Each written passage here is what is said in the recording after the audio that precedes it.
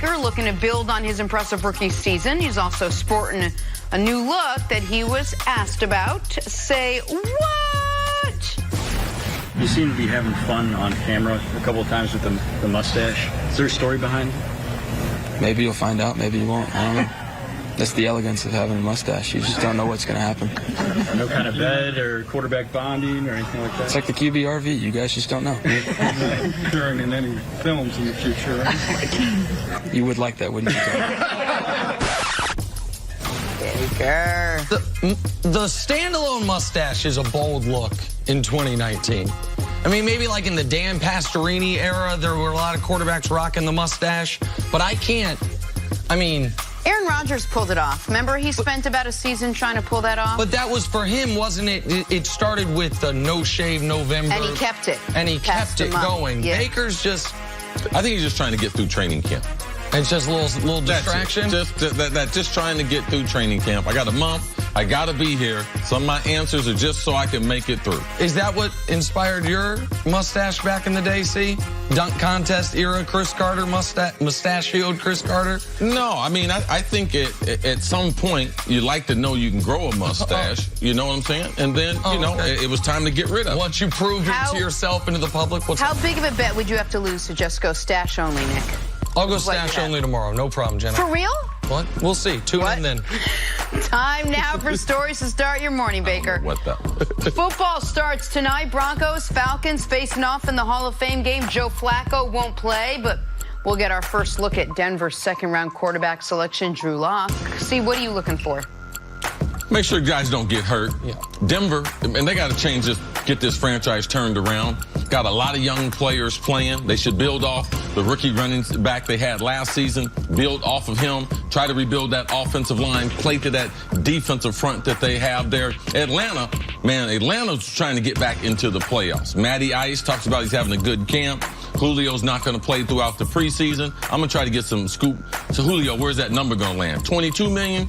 21 million? What's that extension looking like? Chris will be out there in Canton tonight. You mentioned for the Broncos, the story for their season is not Joe Flacco, nor is it Drew Lock. It's about those two rookie running backs, Philip Lindsay and Royce Freeman. Can they build on what they did last year? And Von Miller's in his walk year. Von Miller, what can he do for that defense? They're going to have to be a defensive-oriented team. By the way, we're going to find out none of that tonight because it's the first of 5 preseason games. NFL.com released its list of the top 100 players in the league, and two-time reigning Defensive Player of the Year Aaron Donald was ranked number 1. So you think the players got this right? Aaron Donald, man, he generates the type of respect that only a few players that I've seen in the last 40 years. He's earned it. I mean, he is unbelievable against the run, against the pass, great working in the locker room, a great teammate, a workout warrior. Jenna, he's like he never got drafted. He's like my former teammate Johnny Randall, who wasn't drafted at all, but that intensity that they bring, I'm glad that the NFL are rewarding Aaron Donald because he's a special player. And it should be noted that this is a list voted on by players, so it shows the respect that he's earned.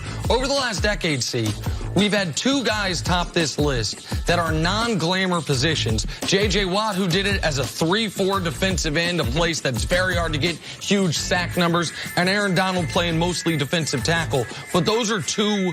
I don't think it's stretch at all to say all-time great defensive players. Donald, I got no problem with this part of the list. I can guarantee if the media is doing this list, those guys never are. But good football players know a great football player when they see one.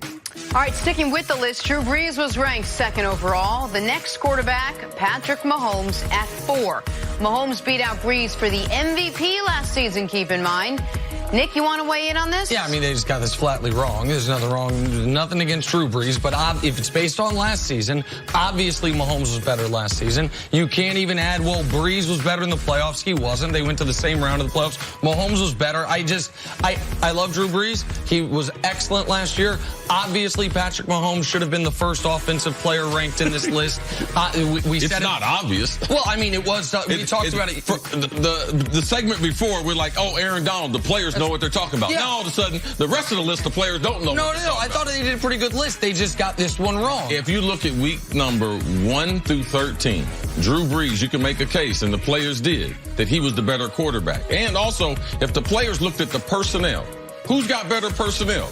Man, Mahomes has way better personnel than Drew Brees. Well, then Drew Brees did more with less. That's why they have him ahead of Patty Mahomes. But what do I know? Yesterday, you and I both said we thought Mahomes would be the top quarterback.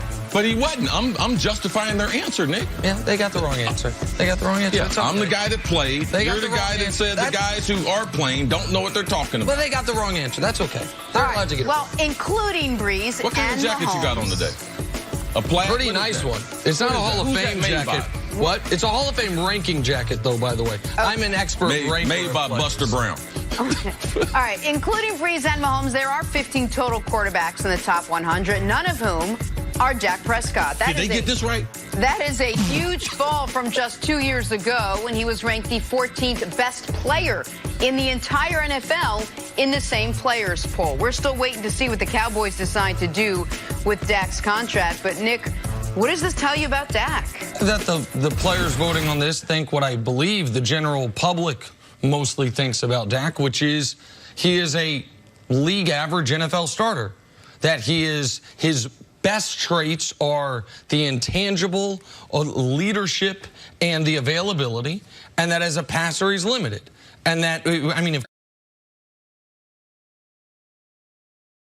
hard to find a quarterback that was on this top 100 of those 15 quarterbacks that you can make a compelling case Dak should be ahead of, that Dak should replace. I know some people are down on Kirk Cousins, so some people would say Kirk because he's not great in big games, but Kirk's overall numbers are so far and away greater than Dak Prescott's, and his body of work is far greater, even if Kirk hasn't done in the playoffs the way Dak has. Maybe you can wiggle yourself into an argument. He shouldn't be out of the top 15. He should be 15th. But that's as high as it gets. There's no one else on this list, and it speaks to the depth of talent at the position. As we've been talking about all offseason, the old guys aren't retiring. The young guys are really good quick, and the veterans like Rodgers and Wilson and Luck are right in the apex prime of their career. So you all of a sudden have a glut of really good quarterbacks. It's great for the fans. It's not great for Dak's where he falls in the ranking. I don't think we're that far removed from an era of football where Dak would have been in the argument to be a top 10 quarterback. But that's not the era we're in right now. So in this regard, I think it's pretty obvious that these 15 guys, player for player, are better than Dak, and you'd feel more comfortable with them being your quarterback going into this season. So why is it then the Cowboys are going to pay Dak Prescott as if he's one of the top 4 quarterbacks, 3 quarterbacks? Players who voted on this aren't seen. Yeah, I remember late in my career, Jerry Rice, at that time, he was the highest paid, and he got a new deal that broke the record for wide receivers. And Michael Irvin got a deal right after that. And then I went to my general manager and was like, I want that same kind of deal. And he's like, you're not Jerry Rice. You know, we don't consider, we consider Jerry Rice to be the premier, not only. Yeah, we look at you and Mike, man, you guys are about the same. I said, well, we'll call up Mike. I had Mike's number. He called him on the phone. Went, hey, it's the playmaker. I'm not available right now. I said, what did it say? He said, he's not available right now. I said, okay. I'm your answer, bro. All right, he's not available. I'm all you have. And the Cowboys, this is their answer. And he's as good as what we see on tape. It's not like, oh, you know, they're holding him back. No. In his first year, he had a phenomenal year. And the players gave him credit for that. But in the 2 years after that, he has not been in the top 100. We are in a unique situation in pro football where we have 4 guys in their late 30s to 40s that are playing phenomenal football still at a high level. So those first 4 to 10 spots, they're gone. So now we got these young players that are coming in, and they're playing great football immediately. In their first 4 years, they're playing MVP caliber football. So now a guy like Dak, where we're throwing the ball league-wide 65% of the time, he's on a grinded out, 3 all-pro offensive linemen, a great running back, a good defense. The players see that. So Dak, he's going to have a hard time moving up. He has a hard time throwing the ball. If they take away the running game, he has a hard time throwing. The players realize that. There are too many guys in 2019 that throw the ball down the field with precision that I could say, if they were on the Dallas Cowboys, or the Dallas Cowboys better? And you'd be like, yes. To me, what Dak Prescott needs to do is go back, get this contract, and go back to being a true dual threat quarterback, where I will run the ball and I will throw it. Because I don't think he's going to be an elite thrower, ever.